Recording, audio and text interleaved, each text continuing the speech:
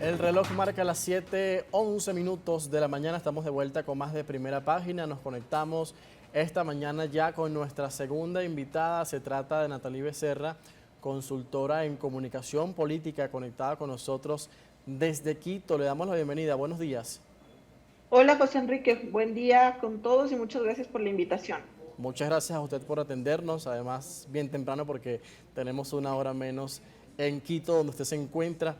Nos acompaña hoy a propósito de este resultado electoral del fin de semana en Ecuador. Se eligió un nuevo presidente. Daniel Noboa va a asumir las riendas de un país azotada por la criminalidad, una crisis de seguridad tremenda y la crisis política, además, después de que el presidente saliente Guillermo Lasso disolviera el Congreso en el pasado mes de mayo. Ahora, hay claves para analizar, sobre todo porque al mundo y a los ecuatorianos en parte les sorprendió el ascenso político de Daniel Noboa, alguien que tenía o que tiene poca experiencia política, apenas 2 años, tiene 35 años de edad, y sorprende, Natalie, cómo ha sorprendido en el espectro político, además derrotando a la maquinaria del expresidente Rafael Correa y líder de Revolución Ciudadana. En este caso, él apoyaba a la candidata Luisa González. ¿Cómo entendemos el triunfo de Daniel Noboa? ¿Qué razones pasan por ello?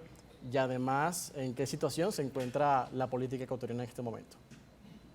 José Enrique, bueno, muchas gracias por invitarme a realizar este análisis de la realidad que estamos viviendo en este momento los ecuatorianos. Si bien es no esperado que Daniel Noboa haya llegado a segunda vuelta y a la presidencia de la República, ya que durante casi toda la campaña del inicio él estuvo penúltimo, antepenúltimo y se iba moviendo en los últimos lugares, y realmente, como tú dices, alguien que no ha estado dentro del el ámbito político de manera pues activa, sino solamente en los 2 últimos años como asambleísta de Santa Elena y siendo presidente de la Comisión de Régimen Económico en la Asamblea Nacional del Ecuador, sin ser tampoco un asambleísta muy mediático y con mucho reconocimiento. Sin embargo, él es hijo de Álvaro Noboa, quien ha sido 5 veces candidato a la presidencia de la República del Ecuador.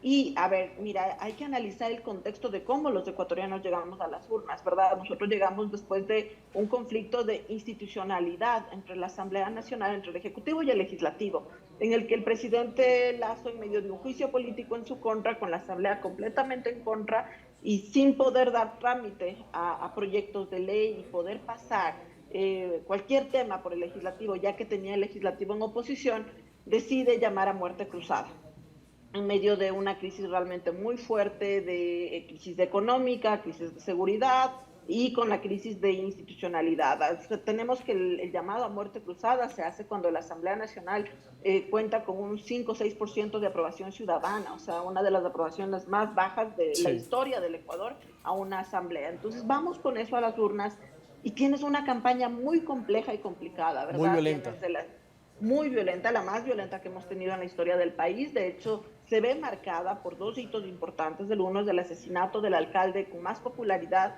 y con mayor aceptación del país, Agustín Intriago de Manta. El segundo asesinato que marca definitivamente un antes y un después en la campaña es del candidato Fernando Villavicencio, que se da a poquísimos días del debate, y tienes un debate de primera vuelta con 8 candidatos en el que llega a la ciudadanía con una desesperanza enorme, ya que apenas el día miércoles había sido asesinado el candidato Fernando Villavicencio, quien estaba entre el tercer lugar, segundo lugar, constantemente subiendo y bajando. Y con este sentimiento y este ánimo llega la gente al segundo debate, con un segundo debate en el que además llegábamos con un bajísimo nivel de conocimiento de los candidatos y un nivel de indecisión muy fuerte.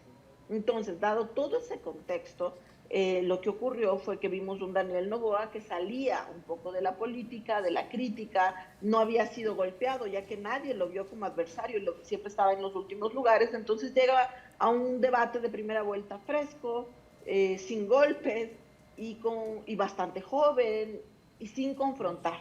Él llega básicamente a proponer, a decir cifras, se vio como alguien con mucha información, mucha data, y completamente opuesto al resto de candidatos que entre ellos ya se habían golpeado, se habían acusado de cosas y tal.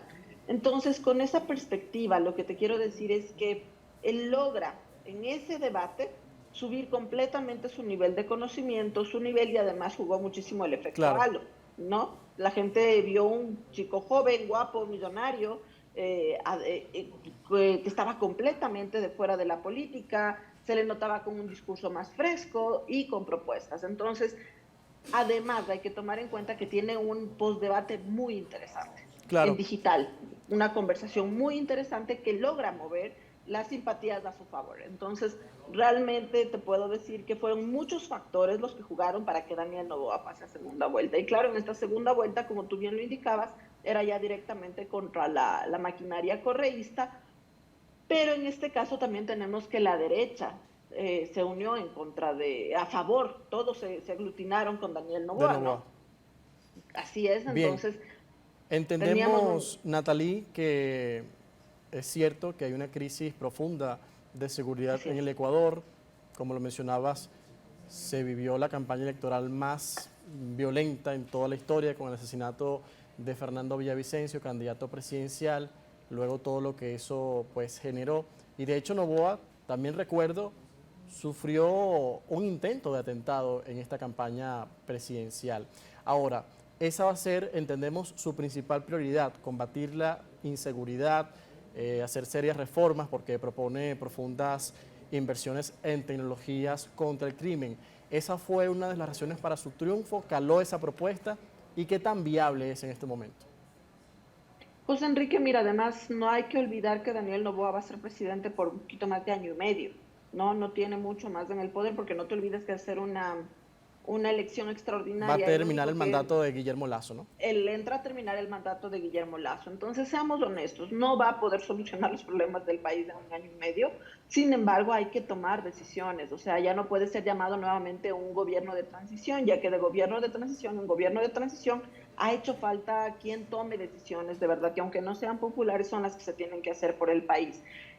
Mira, sí, en efecto, la mayor problemática del ecuatoriano es la inseguridad en este momento, es el problema número uno que tenemos los ecuatorianos, después los problemas de falta de empleo, económicos, pero sin embargo, pues, Enrique, lo que viene y lo que yo de verdad creo es que la ciudadanía vio mucho más allá, encontró en Daniel Noboa más que este salvador y esta persona que va a venir a rescatarnos de las mafias o de la delincuencia, es esta persona de fuera de la política, que no cayó en los discursos. Daniel Noboa no es alguien específicamente carismático. Su discurso de victoria duró 2 minutos y fue muy Mm, conciso, muy serio. No es un tarimero, no es un político tarimero. claro. Creo que es un poco lo que los ecuatorianos ya estamos cansados y de la confrontación. Mira que en nuestro día a día ya vivimos violencia, ya tú nomás prendes los noticieros y ya es un poco quieres alivianar el ambiente. Entonces, lo que yo creo que vieron los ecuatorianos de Daniel Noboa fue alguien joven, de fuera de la política, que está dispuesto a llegar a consensos, que es lo que en este momento el país necesita y espero que lo logre por el bien de todos. ¿Y cómo queda, Natalie, la fuerza correísta? ¿Hay un desgaste a lo interno o se ha expresado con este resultado un rechazo rotundo por segunda vez consecutiva a ese liderazgo que otrora tuvo el expresidente Correa? Hay que tener una lectura muy importante y muy a profundidad de lo que pasa con el correísmo. No podemos hablar de que el correísmo esté muerto ni que haya sido algo aplastante. No te olvides que es aproximadamente el 47% de los ecuatorianos que todavía votan por la Revolución Ciudadana. Casi la mitad del país. Tienes actualmente que los tres alcaldes de las ciudades más grandes, Quito, Guayaquil y Cuenca, son de la Revolución Ciudadana, electos en febrero. Las dos provincias más grandes del país, Pichincha y Guayas, son de la Revolución Ciudadana y todavía son la minoría más grande de la Asamblea Nacional. Entonces, siguen siendo una fuerza política que tienen voz, voto, que todavía mueven emociones en la ciudadanía. Sin embargo, hay que entender que la lógica de lo seccional en lo nacional es completamente diferente. Y yo, si tú me preguntas, el gran error de la revolución en esta campaña, una son los candidatos, vuelven a repetir a Andrés Arauz, quien pierde en la anterior presidencial, ahora como vicepresidencial, y quien cometió una serie de errores que realmente le pesó muchísimo a Luisa González en la campaña. Luisa González en su primera vuelta se muestra como alguien demasiado sumisa a Rafael Correa, no como una persona independiente, con voz, con liderazgo, sino más bien es, ya lo hicimos y lo volveremos a hacer, ya lo hicimos y lo volveremos a hacer. De hecho, emuló un spot muy famoso de Rafael Correa, que es el de la bicicleta, que ha sido exhibido en muchos países, incluso porque es una pieza muy bonita Así de es. comunicación política. Sin embargo, emularon este spot, simplemente queriendo No le nuevamente favoreció. agarrar. Totalmente, no fue interesante, no fue bueno para ella. Y en esta segunda vuelta, tú que estás eligiendo un líder, tú no quieres un líder, un presidente que tenga jefe, ¿me explico? Claro. Entonces, en esta segunda vuelta, cuando ya quisieron hacer nuevamente el cambio, ya fue muy tarde, la ciudadanía ya la había ubicado, además que Rafael Correa no ayudó, porque mientras ella en la segunda vuelta mantenía un discurso de consenso, de diálogo, de unámonos, Rafael Correa y muchos de sus militantes del correísmo duro en redes se dedicaban a insultar a todo aquel que no estuviera de Más acuerdo con polarizante, ellos. ¿no? Ahora, Exactamente, que es lo que te digo, que el ecuatoriano ya está cansado. Natalie, ya para finalizar, ¿qué opciones y qué apoyos tiene Noboa en el Congreso? También algo que puede ser muy importante también para el desarrollo de su gobierno en este poco más de un año que va a tener hasta mediados de 2025 para gobernar.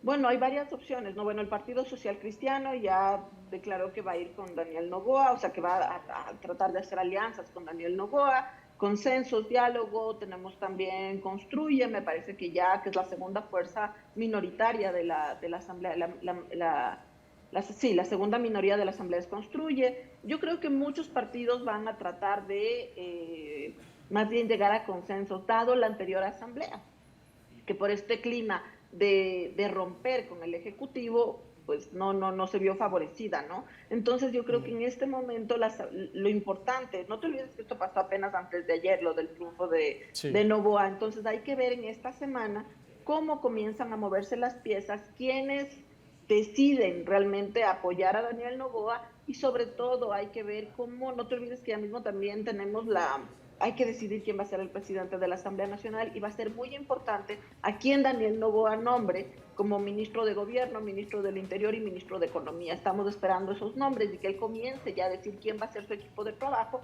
para que un poco el gobierno, el ejecutivo vaya tomando forma y creo que con base a eso, pues las fuerzas del legislativo irán tomando también posiciones frente al ejecutivo.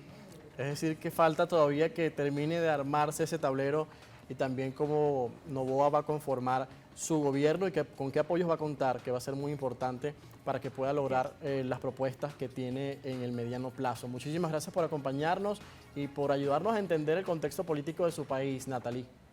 Gracias, José Enrique, que tengas un buen día. Gracias a todos. Igualmente para usted, feliz mañana. Hoy con nosotros Natalie Becerra, consultora en comunicación política, conversando sobre el triunfo del presidente electo de Ecuador, Daniel Noboa, en las urnas este domingo, lo que ha representado un duro golpe para el correísmo por segunda vez consecutiva. Vamos a la pausa, amigos, 7:24 minutos, a la vuelta más actualidad en su primer punto informativo.